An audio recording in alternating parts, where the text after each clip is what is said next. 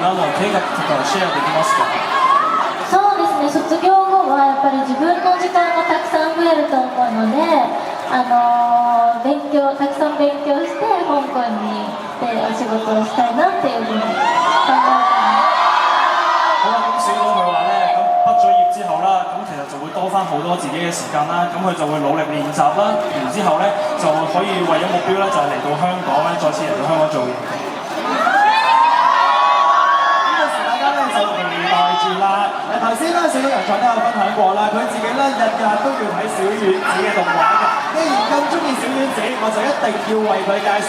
今次大會特別邀請咗2日嘅Andre Mobigatchi 為小丸子設計全新嘅造型，咁佢同時係接軌嘅4個造型就喺手上面啦。我哋請班嘅同事幫手打開嚟俾大家睇下啦。我哋咧就想問下啦，有啲咧我見佢仲染咗頭髮啦，咁啊好前衛嘅造型，唔知道小島你覺得邊一個最可愛最靚咧？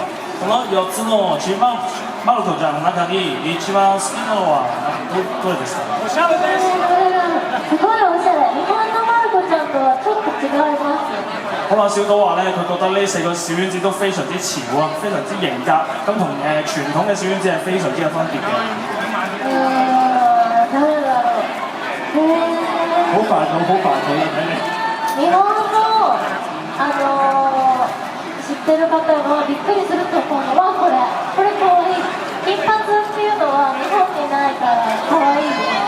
好，咁小島咧就覺得咧金髮呢個小丸子咧，其實咧喺日本咧就應該個個都好驚訝嘅，所以咧佢覺得咧呢個金髮小丸子係非常之可愛嘅。好，多謝晒小島喺呢4個裏面又揀咗金髮呢一個，唔知你喜歡嘅又係邊個？記住嚟到度溫呢一度逐一揾下佢哋啦。唔該晒同事 ，thank you。